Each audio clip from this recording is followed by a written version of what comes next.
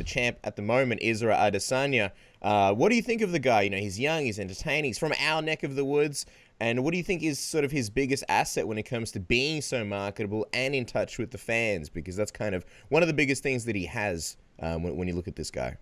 He understands this to the highest of levels. He is amongst the great entertainers in the sport, and the only person I could put with him would be MVP. And, you know, you got to understand, you've got your in-ring action, and then you have your post-fight interview. Those are really the two aspects. The only other thing that you could be entertaining out is the walkout, but who could focus on the fight while being entertained in the walkout? Answer, MVP and Israel Adesanya. I mean, Adesanya, the mere fact that he walked into Australia in front of 57,000 people and choreographed danced his way to the ring to then take on the baddest dude in the world, of which he stopped twice within 7 minutes and leave there with the championship. And by the way, call out his next fight before he leaves. He leaves nothing on the table. He forgets nothing. He's ready at all times. He's a consummate professional. If you ever meet him, he's also a very nice guy.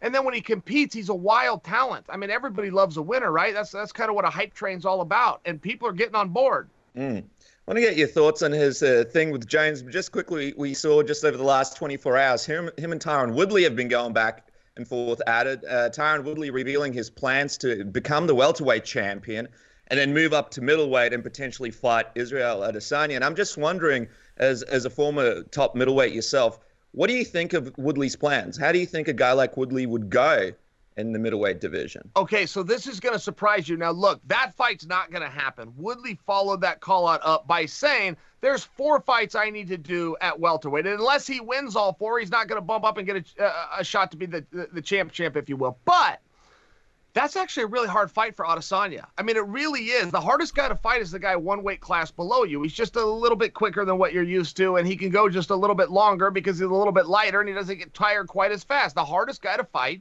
is one weight underneath you. And I realize what people are going to do. They're all going to dismiss Tyron and go ahead because the fight's not going to happen anyway. But if you want to know if that fight happened, that's a lot harder and a lot closer match than many might think. I guess it'd be fascinating to see Tyron Woodley, you know, not having to cut all that weight to welterweight. He's a pretty thick and muscly guy. What do you think of the trash talk between the two of them? Adesanya kind of reminding him about the Usman fight, and Tyron, I guess, seeming more frustrated and more passionate in his trash talk than we've seen in maybe a while. Yeah, I agree with that. And, you know, so many fighters are missing the mark right now. It is so easy to get a headline. If you are a fighter and you are not in the headlines, you're doing something wrong. Now, most guys are saying, look, there's no fights going on, so there's no fights to talk about. Okay, that's true.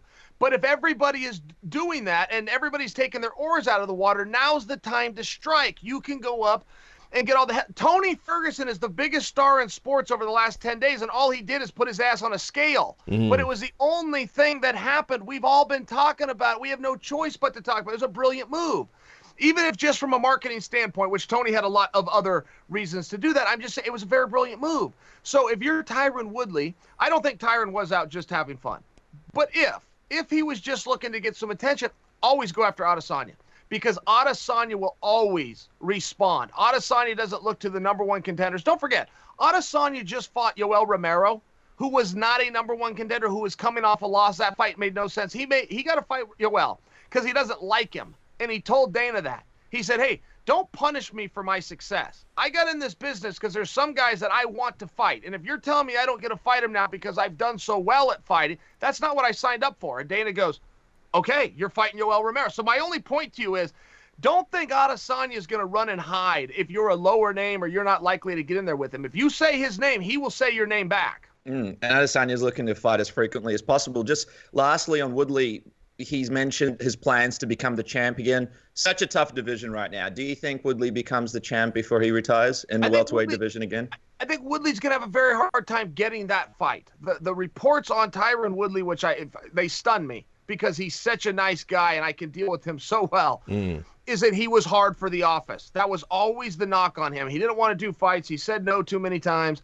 If that's true, or even if that perception is true, it's very hard for the office to then give you that kind of an opportunity and go, well, what happens if you win it and we got to go back into this mess again? So I think that Tyron is, maybe going to have to rebuild a couple of those relationships. I think with a couple of good wins, it's going to be hard to deny him. He appears that the Leon Edwards, he's getting pushed to the side and he's going after Colby Covington.